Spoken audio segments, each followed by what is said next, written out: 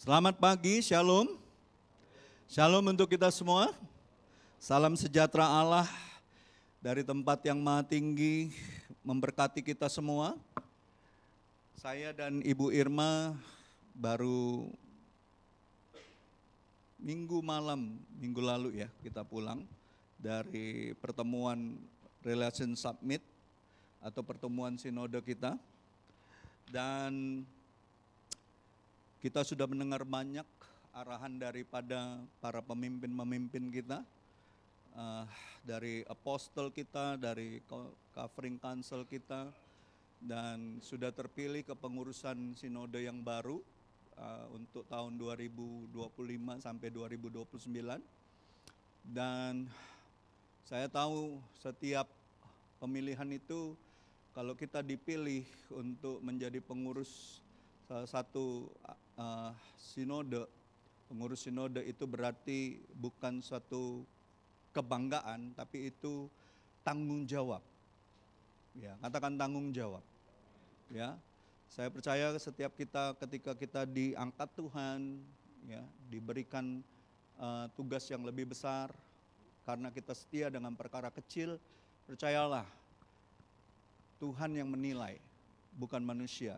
Ya, gereja kita bukan gereja seperti kongregasi yang kumpul semua hamba-hamba Tuhan lalu memilih dari setiap gereja lokal memilih siapa calonnya. Itu lebih tendensius nantinya, lebih kayak partai politik. Ya, kita harus kembali kepada apa kata firman Tuhan. Ya, kalau gereja mula-mula itu memilih pemimpin itu, para tua-tuanya, orang-orang yang punya otoritas, para rasul itu berdoa. Tanya Tuhan, siapa yang mau ditempatkan untuk menjadi pemimpin atas mereka, atas satu jemaat, atas satu gereja di kota, ya. Dan saya percaya kepengurusan yang sekarang ini punya tanggung jawab lebih besar, punya tugas yang lebih banyak, dan saya tahu saya sebagai gembala di jemaat ini masih banyak hal yang perlu saya kerjakan bersama-sama dengan saudara. Tapi kalau Tuhan mempercayakan tanggung jawab menjadi salah satu pengurus di sinode, itu berarti Tuhan yang menilai, bukan manusia. Ya, jadi saya minta saudara tetap terus mendoakan kami, ya, saya dan Ibu Irma, karena tugas kami ke depan ini akan sangat banyak. Ya, saya juga pegang untuk DPW Sumatera. Ya, Sumatera keseluruhan disatukan dan dalam pengawasan saya sebagai DPW-nya. Jadi tolong saya minta para pemimpin di jemaat ini bangkit. Ayo bangkit gitu loh. Jangan terlena, jangan cuma nyaman dengan posisi. Berfungsilah seperti yang Tuhan mau. Pakai setiap talenta kita untuk melayani. Ya, ingat talenta kalau nggak dipakai, dikubur saja, Tuhan akan ambil itu dan berikan kepada orang yang sudah punya banyak talentanya. Ya, pakai talenta kita, apapun itu, pergunakanlah. Kalaupun cuma satu, pergunakan, ya, untuk kemuliaan Tuhan. Amin. Nah, di akhir bulan September ini saya mau bawa kita semua untuk mengerti, karena tema kita ke depan itu tahun ini karena sudah tahun baru Ibrani sudah bergulir, sudah berubah. Tahun ini temanya adalah transformasi. Ya. Tidak kebetulan kita punya visi gereja adalah transforming our community. Ya.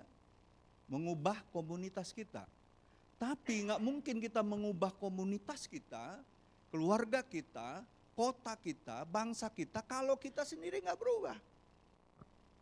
Ada amin gak saudara?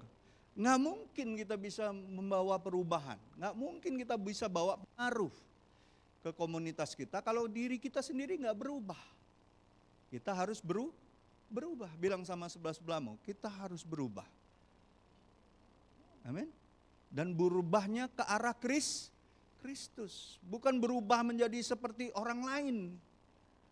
Nggak perlu kita jadi seperti orang lain. Setiap kita unik diciptakan Tuhan. Setiap kita itu spesial, katakan spesial. Ya, kalau martabak spesial aja tambah telur 2 lagi tuh saudara. Ya.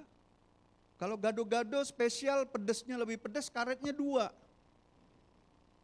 Betul enggak? Saudara, kalau saudara sadar saudara spesial di mata Tuhan, saudara harusnya minta Tuhan tambahkan lagi Tuhan. Hal-hal yang baru dalam hidupku, ya, untuk aku bisa kerjakan bagi kemuliaan-Mu. Minta ditambah-tambahkan terus. Karena Tuhan itu adalah Tuhan yang tidak mau kita jadi orang-orang yang kurang. Tuhan mau kita hidup berkelimpahan. Ya, jangan konotasikan berkelimpahan itu materi. Berkelimpahan itu dalam segala hal. Ya. Tanamkan itu di dalam pikiran kita. Nah, Bapak Ibu, hari ini saya akan memulai tema ini, dan judul firman Tuhan pagi hari ini adalah transformasi sejati. Yaitu mengubah diri demi Kristus, bukan budaya. Kita ini harus berubah karena Kristus, bukan karena budaya berubah. Ya. Nah, hari-hari ini ada satu lagu yang fenomenal ya, seluruh dunia sekarang sedang menyanyikannya. Padahal lagu itu dari daerah, salah satu daerah di Indonesia. Tahu lagunya apa? Lagu dari NTT, judulnya apa? Coba slide-nya tampilkan. Ini heboh ini. Seluruh dunia sekarang nyanyikan lagu ini. Jadi trendsetter. Padahal ini lagu daerah, saudaraku.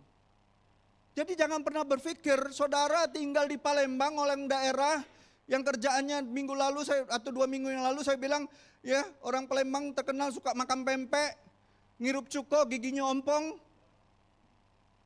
Enggak bisa bawa pengaruh, bisa. Katakan kepada sebelah-sebelahmu, kok bisa bawa pengaruh? Kok bisa jadi trendsetter? Tentunya pengaruh yang baik.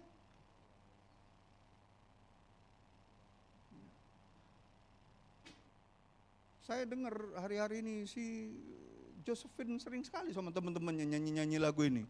Terbolak-balik. Enggak apa-apa sih nyanyi lagu, itu kan lagu daerah biasa kan, anak-anak muda. Ya. Dalam konteks ini kita asumsikan sebagai sebuah lagu yang menggambarkan apa? Saudara tahu nggak kata-katanya? Saudara pelajari nggak kata-katanya? Sebenarnya ini bicara tentang identitas. Perubahan identitas. Ya, pergumulan akan identitas seseorang. Ya. Dan itu secara kuat menyentuh sebuah realitas yang dihadapi banyak orang, betul nggak? Ketika terjadi satu tren, biasanya orang bergumul untuk itu. Dia mau ngikutin apa enggak? Khususnya orang kalau dia pindah dari desa ke kota, ini ceritanya seperti itu.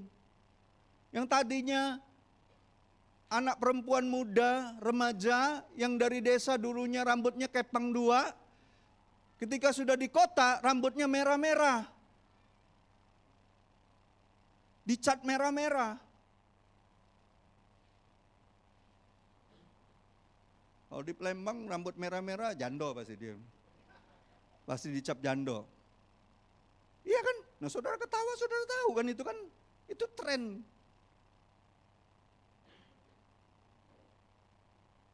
Jando cari mangso katanya. Itu pergumulan, saudaraku. Ya. Ada semacam tekanan yang tak kasat mata, yang tidak terlihat. Untuk apa? Untuk orang itu bisa beradaptasi dengan budayanya. Atau budaya yang baru. Ya. Apakah saudara pikir kami orang-orang tua ini enggak tertekan dengan budaya yang baru, anak-anak Gen Z, anak-anak Alpha ini? Tertekan itu, karena berbeda sekali budayanya. Betul nggak? Saudara pikir yang jadi guru di sini sama dengan tekanannya seperti zaman kami jadi orang-orang yang guru-guru kami zaman kami sekolah dulu? Beda. Zaman dulu kalau didisiplinin, benar-benar didisiplinin. Sekarang baru ngomong keras sedikit sudah dilaporkan ke HAM. Lapor sama orang tua. Kalau dulu kita nggak berani lapor sama orang tua kalau kita buat salah. Kalau di sekolah cuma dipukul pakai mister kayu, di rumah kita ngadu pakai gesper dikupul. Kalau mama saya pakai gebukan kasur yang bentuknya as keriting itu.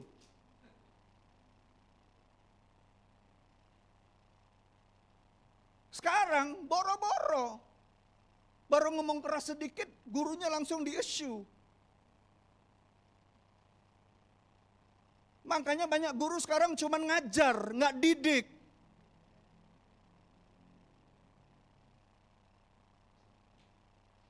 Dan yang menyedihkan, di rumah pun orang tuanya nggak didik.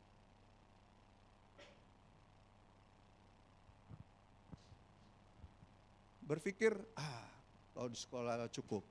Terus kalau bawa ke gereja, sekolah minggu cukuplah. Padahal pendidikan pertama itu di rumah. Kau didik nggak anakmu? Kau arahkan nggak mereka? Budaya boleh berubah, tapi nilai kebenaran firman Tuhan tidak berubah. Pahami itu, nggak berubah. Langit bumi akan berubah, tapi firman Tuhan tetap untuk selama-lamanya. Kekal. Jangan diencerin. Jangan dikompromiin. Ya. Dan ujungnya apa? Ketika tekanan ini, budaya baru ini, ujungnya membuat apa? Dalam cerita lagu ini, seorang wanita muda yang dari kesederhanaannya lalu mengenakan topeng popularitas agar tidak dianggap kuno, dianggap ketinggalan zaman. Nah, fenomena ini disebut apa? Akulturasi atau asimilasi. Seringkali menuntut seseorang untuk mengkompromikan nilai-nilai inti dari diri mereka untuk bisa diterima oleh kalangan sosialnya.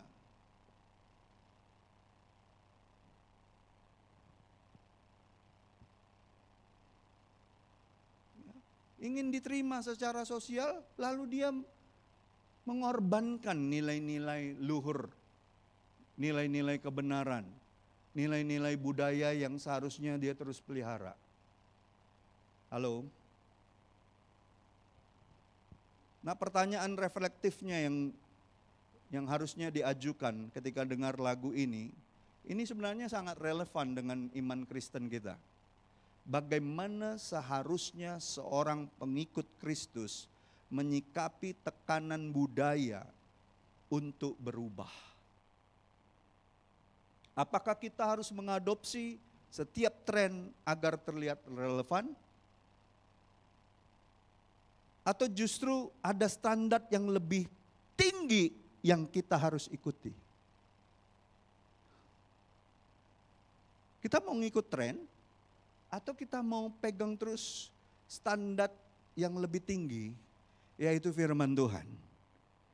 Amin. Saudara, standar kita itu patokannya firman Tuhan. Dan kita harus tunduk di bawah kebenaran itu. Ini bukan hanya di kalangan orang biasa ya, di kalangan hamba Tuhan pun seperti itu. Kadang-kala kalau kumpul hamba Tuhan, apalagi di kota-kota besar, selalu tanyanya apa?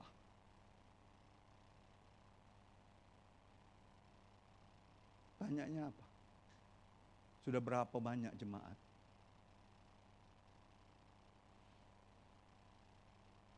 Terus apa kendaraannya? Yang masih makan rumput, apa yang sudah makan daging? Tahu yang makan rumput? Kijang. Kalau yang makan daging, Jaguar. Mobilnya sudah mobil-mobil mewah. Itu yang jadi patokan hamba Tuhan yang berhasil. Lalu pertanyaan apa lagi? Udah berapa kali ke Israel?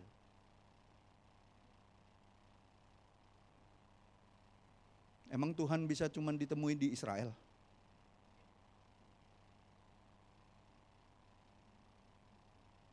saudara dan saya adalah keturunan Abraham. Israel bukan lagi berbicara soal tempat, tapi identitas kita. Galatia 3 ayat 29 itu jadi ayat emas saya. Karena kamu adalah milik Kristus. Siapa yang yakin betul saudara adalah milik Kristus? Kau juga adalah keturunan Abraham. Dan berhak atas setiap janji-janji Allah. Jadi itu bukan masalah tempat. Tuhan ada di mana-mana. Tabir bait Allah itu sudah robek dari atas ke bawah. Tidak dibatasi oleh tempat di mana kita menyembah Tuhan. Yang Tuhan cari itu penyembah-penyembah yang benar, yang menyembah Dia dalam roh dan kebenaran. Bukan lagi soal tempat. Ya kalau memang kita ada berkatnya, kita bisa ke Israel berziarah. Puji Tuhan. Kalau enggak pun, puji Tuhan. Jangan merasa jadi hamba Tuhan. Wah, ada yang bilang, wah saya sudah 12 kali. Wah kayak naik becak ya Pak. Bukan saya anti mau ke Israel atau tidak.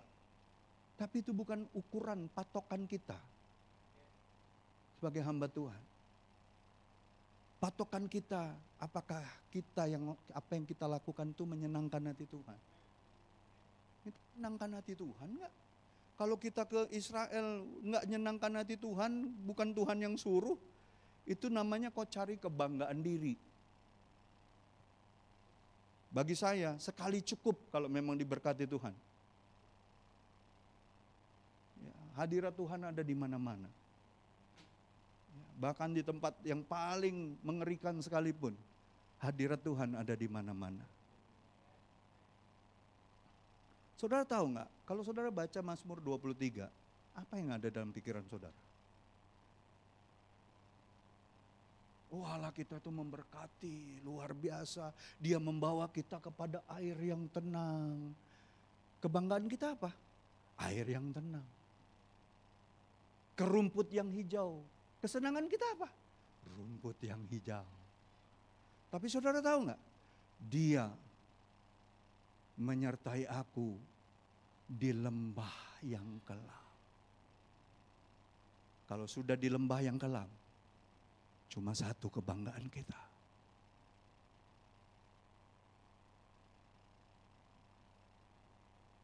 Kalau kau dibawa berkat besar, kedudukan yang tinggi, lambat laun kau nggak bangga dengan pribadi Tuhan. Makanya bagi saya Daud itu memang luar biasa. Pantes dia dapat gelar man after my own heart, kata Tuhan. Karena apa? Karena kebanggaannya itu cuma Tuhan.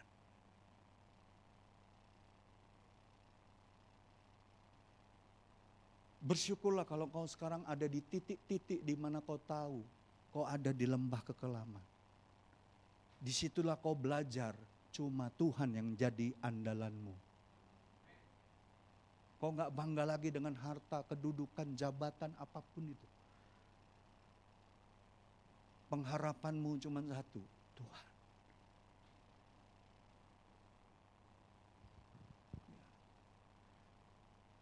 Menurut Alkitab, orang Kristen itu harusnya diubah oleh Kristus. Amin. Bukan dunia. Alkitab memberikan panduan yang jelas untuk hal ini. Transformasi sejati bagi orang percaya bukanlah ketika perubahan eksternal terjadi di dalam hidup kita. Bukan karena diatur oleh tren budaya. Melainkan oleh sebuah perubahan apa? Internal. Yang dimampukan oleh Roh Kudus. Perubahan itu dari dalam keluar. Bukan dari luar ke dalam. Kalau yang dari luar ke dalam itu sementara perubahanmu. Tren itu semua sementara. Tapi waktu Roh Kudus ubah kita. Dari dalam keluar. Itu kekal. itu kekal.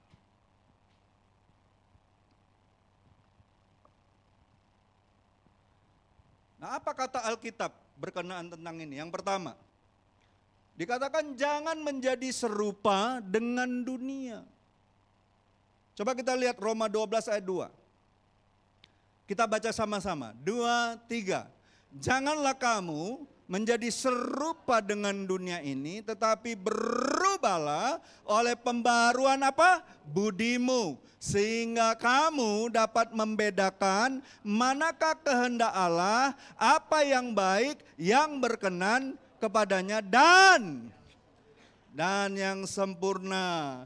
Nats ini, firman ini merupakan fondasi utama untuk memahami transformasi orang Kristen itu. Dikatakan seperti ini, ada kata apa? Serupa. Ya, Yunani, dalam bahasa Yunani serupa itu siskematizo. Itu artinya gini. Artinya membentuk diri sesuai dengan pola atau cetakan. Kalau yang pernah jahit pasti tahu. Sebelum jahit kan bikin pola kalau memang mau presisi, betul gak? Tahu pasti istilah ini, pasti langsung nangkep, ngerti. Rasul Paulus mengatakan dan memperingatkan jemaat di Roma agar tidak membiarkan diri mereka dicetak oleh pola dunia. Apa pola dunia? Apa termaktub di dalamnya? Nilai-nilai, gaya hidup, ambisi yang tidak selaras dengan kehendak Allah.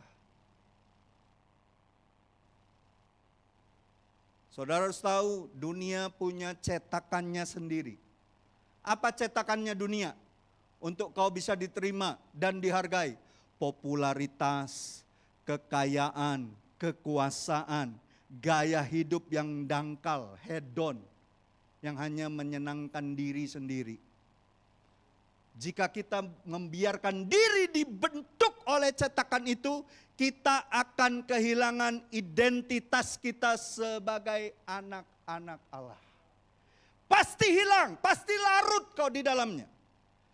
Saudara ingat gak? Waktu Daud habis diurapi, ingat gak? Waktu Nabi Samuel habis ngurapin dia. Saudara pikir urapan itu untuk apa? Hanya sekedar untuk jadi raja. Tuhan ngurapin kita sekedar untuk jadi anak raja. Habis diurapi, Daud langsung menghadapi masalah.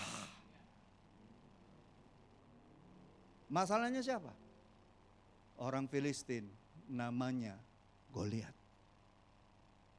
Kecil Goliat. Seluruh Israel, termasuk Raja Saul, 40 hari dikato-katoi sama Goliat itu. Mano pahlawan kamu? Pecah kepalanya. Majulah. Mano raja kau tuh, yang terkenal katanya menang perang terus itu. Tangani itu. 40 hari, saudara baca itu baik-baik. Dikata-katain, dilecehkan, dihina-hina. Nggak ada yang berani maju. Padahal mereka pegang senjata. Mereka pegang segala persenjataan manusia. Persenjataan duniawi. Nggak ada yang maju. Ketika Daud nganter rantang kakaknya. Rantang kan yang diajar. Betul ya Pak Anies? Rantangan kan? Isinya rendang. Kak, nah rantang dari rumah. Terus dia dengar, woi Israel, majulah. Siapa ribut nian itu? Teriak-teriak itu ribut. Kan sering kan kita dengar yang teriak-teriak ribut tiap hari.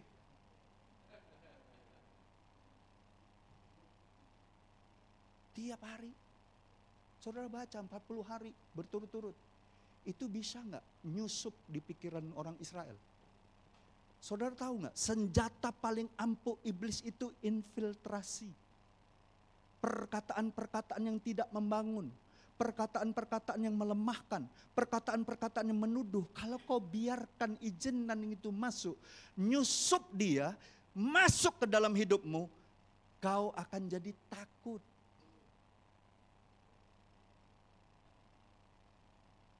Iblis gak bisa serang kita, iblis gak bisa paksa Pak Aming, gak bisa. Dia cuma bisa nyusup.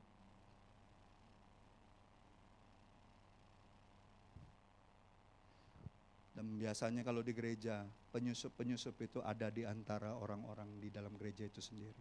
Dengan apa? Gosip, omongan yang merendahkan, omongan yang menghakimi.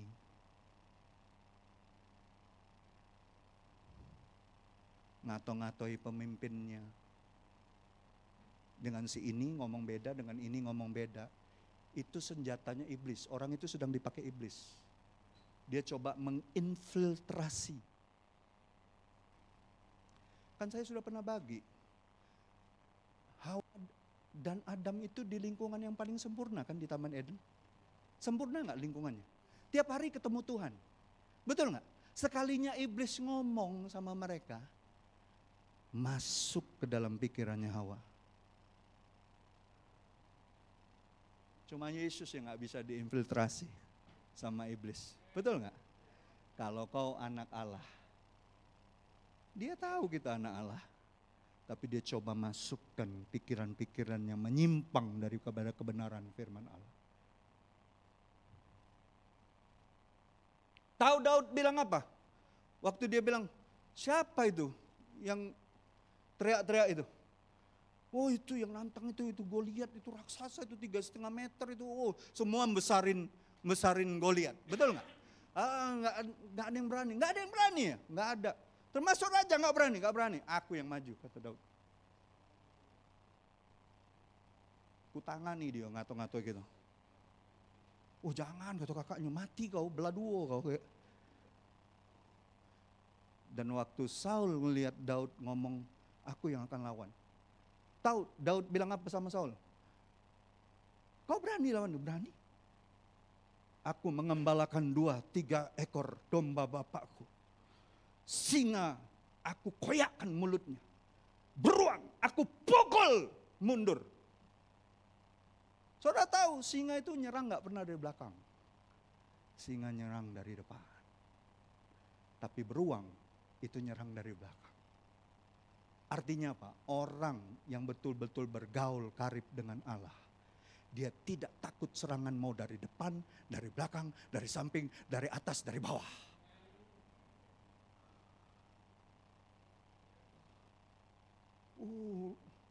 Saul sampai, oh ya gitu ya. Kalau gitu pakailah jubahku, pakailah tamengku, pakailah ketopongku, ini pedang. Tahu nggak pedangnya Saul itu raja yang tinggi, besar. Daud masih budak kecil. Pedang lebih panjang daripada pinggangnya. Kalau dia pakai pedangnya Saul, jalannya ini dia.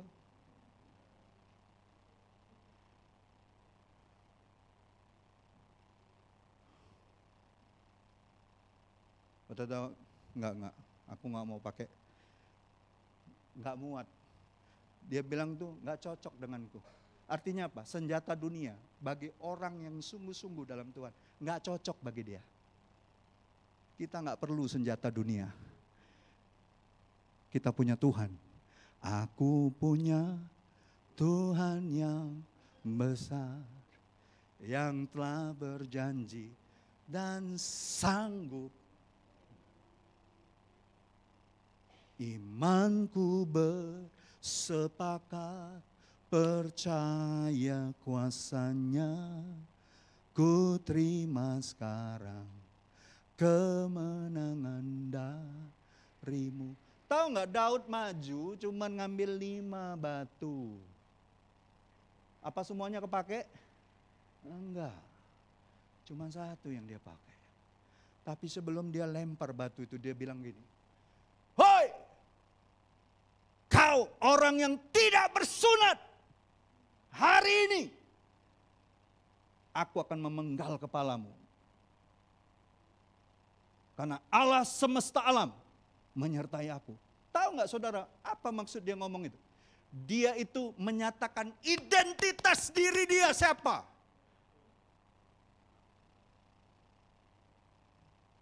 Kita harus tahu siapapun musuh kita tidak melebihi Tuhan yang ada di dalam kita. Amin. Semua kita punya identitas di dalam Kristus. Jangan takut dengan musuh-musuh kita. Gak usah takut. Sejak Charlie Kirk dibunuh, semua orang percaya sekarang berdiri. Mengatakan kebenaran. Berani, gak takut lagi. Karena sudah terlalu lama orang percaya itu diam. Saudara tahu kejahatan makin menjadi karena apa? Silent majority-nya diam.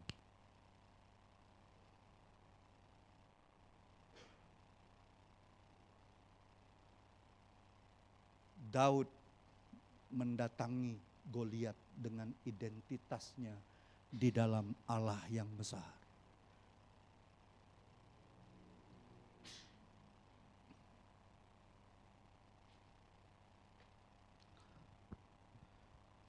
Jadi jangan mau dicetak, dipola sama dunia ini.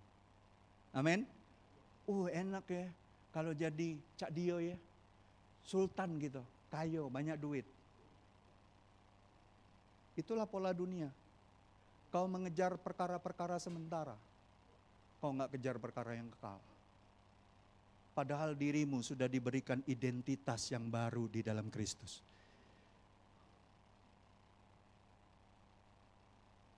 Dibeli, bayar dengan darah.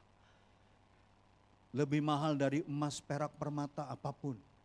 Jaminannya keselamatan kekal. Nggak bisa dibeli dengan uang itu. Amin. Siapapun yang merendahkan engkau, siapapun yang melecehkan engkau, siapapun yang menantang engkau karena kau punya kebenaran dalam Kristus, jangan takut. Kau punya identitas. Kau adalah orang-orang yang sudah bersunat hati karena Kristus. Kita nggak lagi disuruh sunat secara fisik. Karena Kristus, waktu kita dibaptis, kita disunat sama Tuhan. Hati kita. Segala yang jahat dari masa lalu kita dikubur. Waktu kita keluar dari air, kita manusia baru di dalam Kristus. Yang seharusnya tidak lagi dicetak sama dunia ini. Amin. Kita dicetak oleh Kristus hari lepas hari melalui firman Tuhan. Penting sekali, penting sekali. Firman Tuhan penting sekali. Renungkan firman Tuhan setiap hari. Itu sangat penting sekali. Jangan malas. Penyakit orang Kristen ini cuma satu yang paling mematikan, malas. Coba bilang sama sebelahmu, kau jangan malas baca firman. Kalau kau malas baca firman, nilai-nilai dunia akan dicetak ke dalam pikiranmu. Dari mana itu? Media sosial, dari TV, dari TikTok, dari macam-macam sekarang.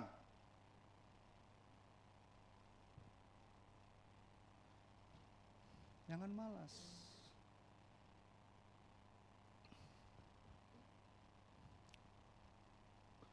Sebaliknya, Rasul Paulus mendorong kita untuk apa? Berubah. Amin.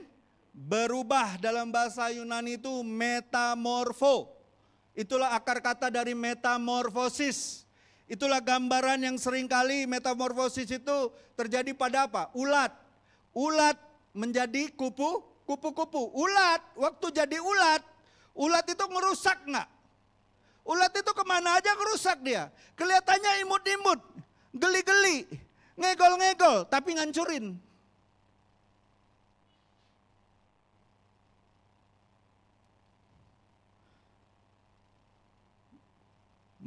Kita jalan-jalan sama Pastor Stephen dan istrinya, Pastor Dede. Jalan-jalan kita di salah satu mall, istrinya Pastor Stephen itu mau ke kamar kecil, ke toilet. Di toilet ada cewek, cantik katanya, cewek itu cantik sekali. Lalu dilihatnya ke kamar mandi, dideketin ini. Dedek ini deket, bu sini bu mau nggak bu? Ibu Krisma, Ibu Dedek ini langsung aware kan, ini pasti orang mau nipu nih. Di dalam hatinya sudah kayak gitu. Oh, enggak mbak, permisi mbak. Dan itu banyak sekarang di Jakarta. Itu sudah dimulai di Eropa, sudah banyak korban. Banyak yang kayak gitu, pakai gitu. Terus dia cerita sama kita kan, saya lagi ngobrol sama Pastor Stephen, adik saya. Tadi ada cewek ini, bisik-bisik loh. Ih kata Pastor Stephen, mungkin mau nawarin narkoba itu. Saya bilang kenapa lari? Mestinya Pastor Dedek dengerin dulu dia mau nawarin apa.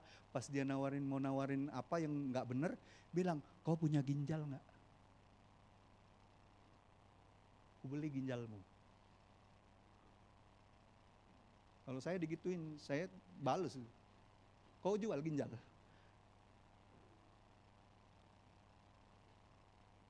Banyak scam hari-hari ini. Hati-hati, banyak penipuan hari-hari ini. Dunia sedang ingin menipu anak-anak Tuhan dengan tawaran-tawaran yang menggiurkan. Ingat, Yesus menangkal semua tipuan iblis. Dia kan bapak para penipu, betul nggak?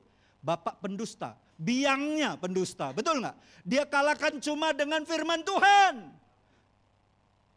Nggak pakai kuasa dunia, nggak pakai pedang, nggak pakai kertas kuning, tulisan merah, nggak pakai.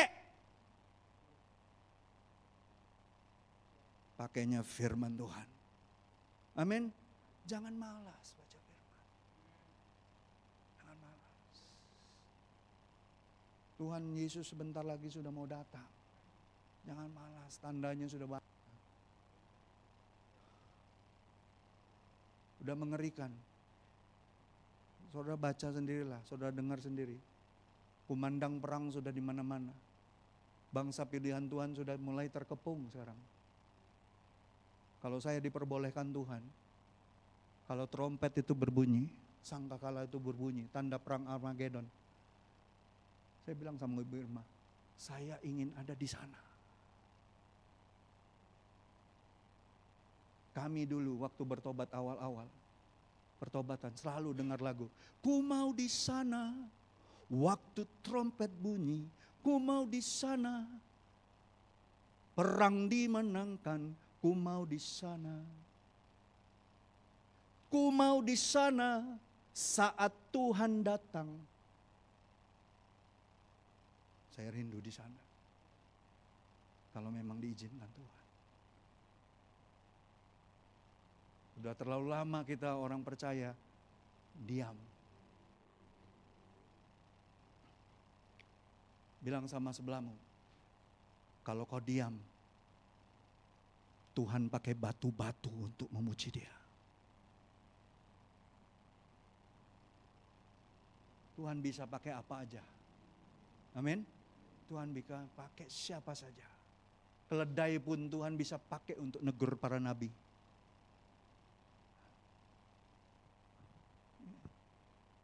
Jadi Bapak Ibu, saudara-saudariku yang terkasih, transformasi ini yang dimaksudkan oleh Rasul Paulus adalah pembaharuan akal budi.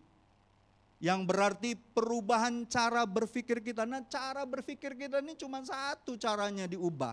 Diubah semua nilai-nilai yang ada di otak kita ini dengan firman Tuhan.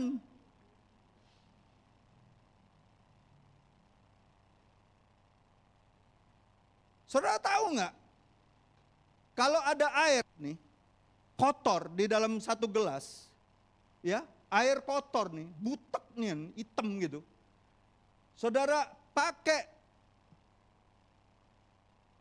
air aqua misalnya, ataupun air mineral, 1,5 liter, saudara tuangkan terus di gelas itu, lambat laun apa yang terjadi?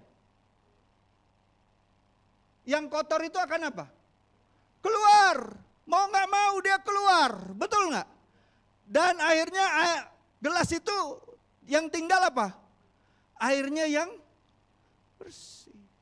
Sama pikiran kita yang jahat, pikiran kita yang kotor, pikiran-pikiran dari masa lalu yang najis, yang cemar, yang gak berkenan di hati Tuhan. Waktu tiap hari disirami oleh firman Tuhan. Tiap hari, tiap hari, tiap hari. Lambat laun pikiranmu bersih. Pikiranmu kudus. Pikiranmu benar. Gak ada cara lain. Dosa bukanlah masalah sosial. Dulu kita nakal-nakalnya ya. Oh pikiran kotor, kata guru-guru. Oh kalau pikiran lagi kotor, itu lebih baik olahraga. Tambah bersih, tambah kotor. Nyarinya olahraga, berenang. Tambah kotor. Basket, tambah kotor. Pikiran gitu. Sudah tambah kotor, ngomong kotor terus. Tiap kali disenggol orang.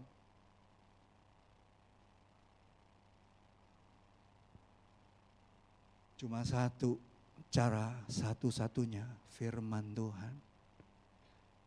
Isi terus. Lambat laun yang udah karatan, yang kotor-kotor itu keluar dengan sendirinya. Gak perlu dipaksa. Ya, pertobatan itu Tuhan mau kita lakukan dengan sukarela. Amin. Bukan karena terpaksa. Itu baru namanya kita menghargai anugerah Tuhan yang tak terkatakan itu. Ya. Saudara harus tahu, saat kita membiarkan pikiran kita diperbarui firman Tuhan, barulah di situ kita bisa melihat dunia dengan perspektif Allah. Kita tidak lagi pakai perspektifnya kita. Kacamata kita dirubah menjadi kacamatanya Tuhan. Kita dapat membedakan apa? Mana yang benar, mana yang salah, mana yang berharga, mana yang sia-sia, dan pada akhirnya mana yang menyenangkan hati Tuhan. Kan bunyinya gini kan, Roma 12 itu. Coba perhatikan baik-baik. Janganlah kamu menjadi serupa dengan dunia ini, tapi berubahlah oleh pembaruan budimu, sehingga kamu dapat membedakan manakah kehendak Allah, apa yang baik. Nah, banyak orang Kristen berhentinya di apa yang baik.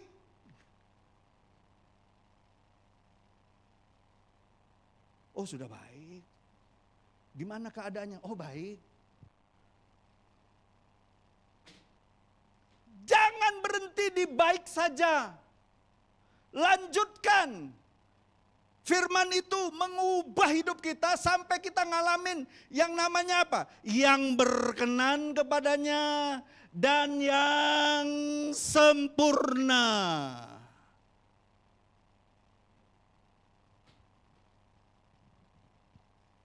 Aku sudah baik sekarang. Aku nggak lakukan hal-hal yang jahat lagi. Cukup sampai situ. Maju lagi dong. Sampai perkara-perkara yang berkenan kepada Allah. Sampai di situ cukup? Enggak. Maju lagi sampai sempurna. Kita tahu perkara-perkara sempurna dari Tuhan. Kita yang tidak sempurna ini disempurnakan Tuhan. Amin. Jangan cuma cukup baik. Di dunia tuh banyak orang yang gak kenal Tuhan baik. Malah lebih baik dari kita. Betul gak? Saya sering dengar pastor. Lemaklah berbisnis sama wong dunia daripada dengan kawan di gereja. Rainya baik malaikat, hatinya iblis. Masih nak nipu tuh lah. Betul ya mami? Betul kata mami. Betul. Rai malaikat, hati iblis. Masih lebih baik orang-orang di luar sana masih jujur. Kemarin ada satu orang pengusaha bilang sama saya, Pastor, si ini nih Kan tadinya bukan orang percaya. Saya tampung dia di sini, saya jadikan pekerja saya taruh di salah satu divisi keuangan. Makan uang perusahaan. Gimana ya pastor?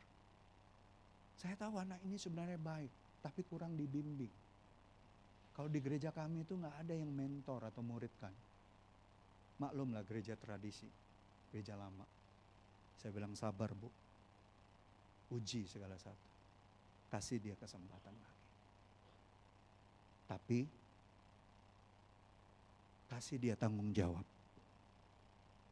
Uang yang sudah dipakai, mau nggak dia ganti dari gajinya tiap bulan.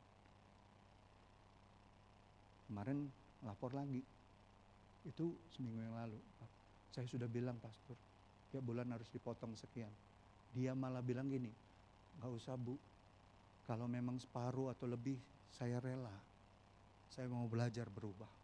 Berarti anak ini ada keinginan untuk berubah. Tapi ibu itu bilang enggak. Secukup sekian ratus ribu ini aja tiap bulan saya potong.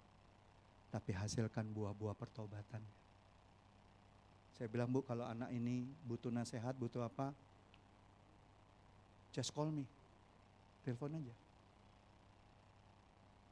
Saya tahu saya bukan hanya gembala di satu gereja lokal. Saya ini penatua kota.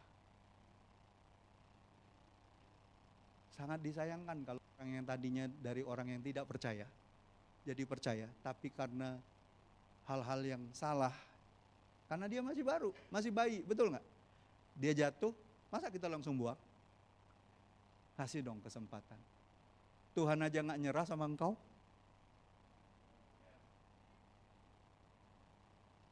Masa kita nyerah sama orang? Kecuali dia sudah nggak mau lagi. It's okay. Tuhan punya cara yang ajaib, amin. Berubah. Ya, kita nggak cukup sampai baik.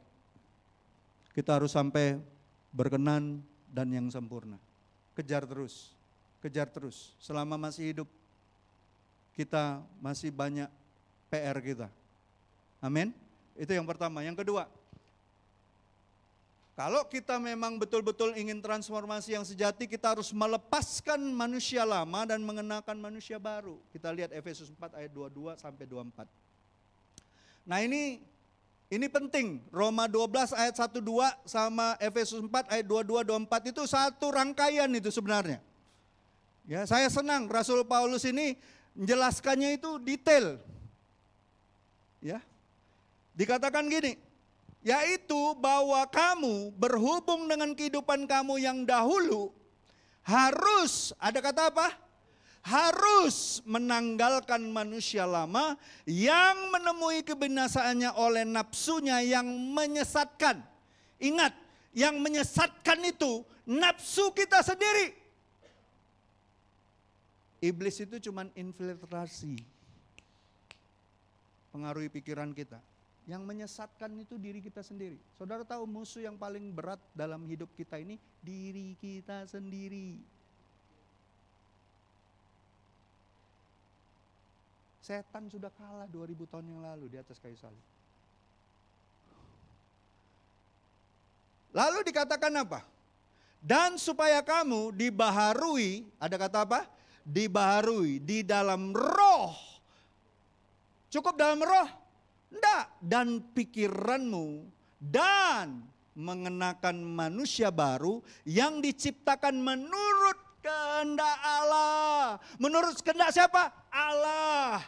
Di dalam kebenaran dan kekudusan yang sesungguhnya. Banyak orang tanya, pastor gimana sih bisa hidup kudus? Baca firman-Mu. Baca Alkitab itu. Kalau kau tetap di dalam firman-Ku, kau adalah benar-benar murid-Ku. Betul enggak? Baru di situ kita ngalamin namanya perubahan secara benar, secara kudus yang sesungguhnya. Saya enggak percaya orang bisa bawa seseorang untuk jadi kudus. Orang hanya bisa kasih contoh teladan.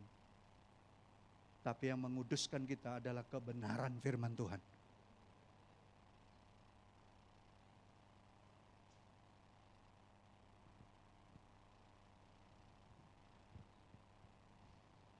Nah, nats ini sebenarnya melengkapi Roma 12 ayat 2 itu. Mengenai transformasi kekristenan kita sebagai sebuah proses, saudaraku. Proses menanggalkan dan mengenakan. Ada proses apa? Menanggalkan manusia lama dan mengenakan manusia baru. Ya kan? Manusia lama itu adalah identitas kita sebelum Kristus sebagai Tuhan dan Juru Selamat kita. Dan identitas itu dibentuk dalam dosa, hawa nafsu, ambisi, egois kita. Ini adalah identitas yang mungkin kita diubahkan oleh karena kita kejar apa? Popularitas atau penerimaan sosial. Paulus menuntut kita meninggalkan identitas itu. Makanya Paulus katakan apa? Segala yang dulu kuanggap berharga semuanya sampah. Sampah itu. Sebagai gantinya kita harus apa? Mengenakan manusia baru yang adalah identitas kita di dalam Kristus. Identitas ini tidak dibangun di atas atribut eksternal seperti gaya pakaian, popularitas, status sosial. Sebaliknya, manusia baru itu dibentuk dalam kehendak Allah, menurut kehendak Allah. Di dalam kebenaran dan kekudusan yang sesungguhnya. Inilah identitas yang memancarkan karakter Kristus. Apa karakter Kristus? Kasih, sukacita, damai sejahtera, kesabaran, kemurahan, kebaikan, kesetiaan, kelemah lembutan dan penguasaan diri. Itulah karakter Kristus. Tidak ada di luar itu. Saya mau tanya sama saudara.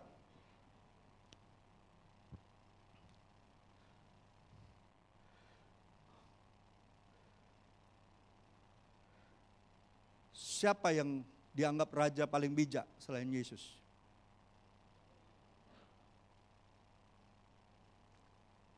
Dia nulis banyak Amsal enggak?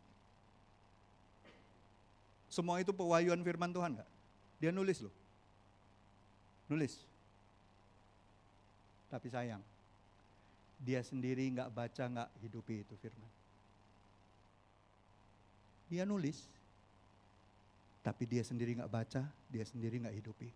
Makanya di akhir hidupnya nyimpang dari jalan Tuhan.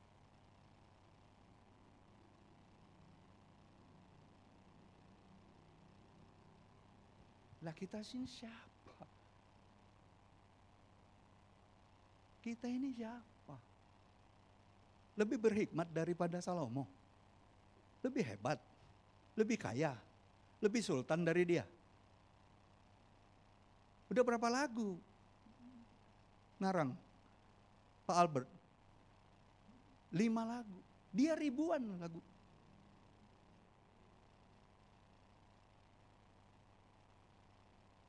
Puisi berapa banyak dia buat? Ribuan. Pertanyaannya, dia baca nggak? Dia renungkan kembali nggak?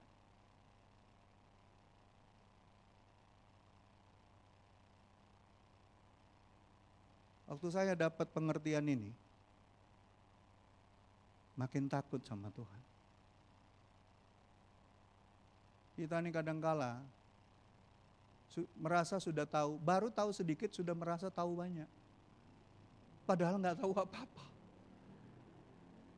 Saudara tahu, ketika kita berdoa, kita bergumul atas persoalan kita.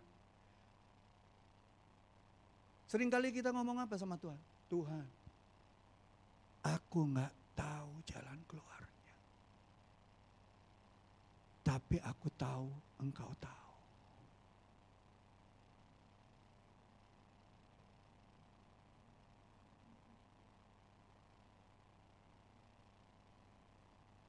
Dan sebenarnya memang cuma itu yang harus kita tahu. Cuman Tuhan yang tahu segalanya.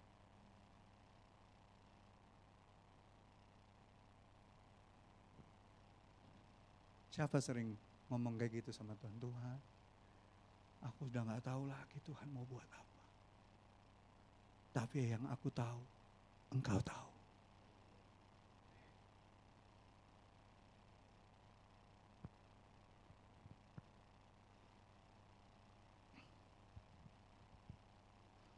John Stott, seorang teolog terkemuka, seringkali dia menekankan pentingnya kekudusan yang relevan. Dia percaya bahwa orang Kristen harus berinteraksi dengan budaya, tapi tidak boleh berasimilasi secara buta dengannya. Kita boleh hidup di dalam budaya yang sekarang, tapi jangan buta mengikutinya. Kita harus terus berpegang kepada kebenaran firman Tuhan. Nilai-nilai yang kekal itu. Pegang terus. Rasa keberhargaan kita bukan dari nilai-nilai dunia ini. Bukan dari budaya, tren budaya ini. Tapi dari Tuhan. Ya. Dan saya percaya seperti John Stott mengatakan di bukunya di Contemporary Christian. Orang Kristen harus berinteraksi dengan budaya tapi tidak boleh berasimilasi secara buta. Umat Kristen harus menjadi agen perubahan di tengah masyarakat. Kekudusan sejati bukanlah tentang memisahkan diri dari dunia, tetapi tentang menjadi terang yang bersinar di tengah kegelapan dunia. Bukankah Yesus sudah mengatakannya? Matius 5 ayat 14. Biarlah terangmu bercahaya di depan semua orang dan mereka akhirnya apa? Memuliakan Bapamu di sorga. Itulah arti sesungguhnya kita berubah. Masih ada 3 bulan lagi. Oktober, November, Desember. Biarlah di akhir tahun ini, orang-orang yang mengenal Engkau ketika melihatmu, berubah ya kawan kita satu ini. Coba bilang sama sebelahmu, berubah ya kamu akhir tahun ini. Bukan bajunya berubah, bukan gayanya berubah, tapi karaktermu berubah.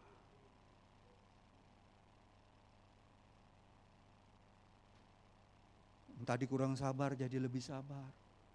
Yang tadinya pelit jadi murah hati.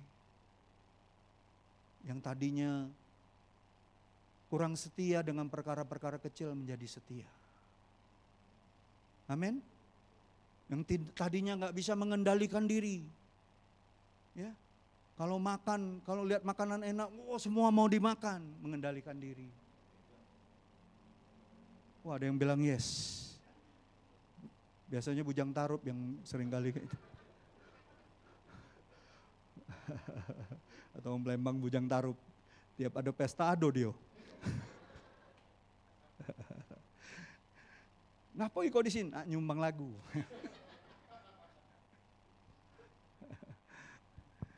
Jadi saya simpulkan di sini. Lagu Tabolak Bale itu berfungsi sebagai cermin untuk merefleksikan identitas kita. Apakah kita mengubah diri agar kita cocok dengan cetakan dunia? Ataukah apakah kita sedang mengalami metamorfosis sejati yang mengubah kita menjadi serupa dengan Kristus? Sebagai orang percaya, kita dipanggil untuk menjadi terang di dunia ini. Matius 5 ayat 14 jelas sekali mengatakan, terang itu tidak menyembunyikan dirinya atau bersembunyi di dalam bayang-bayang. Terang adalah identitas yang memancar keluar. Bukan dari gaya hidup yang populer, melainkan dari karakter Kristus yang terpancar dari diri kita.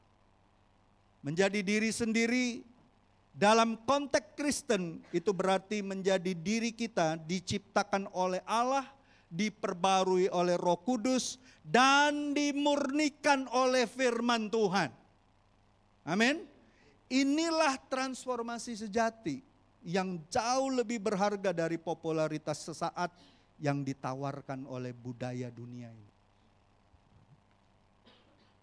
Mari kita renungkan baik-baik. Amin.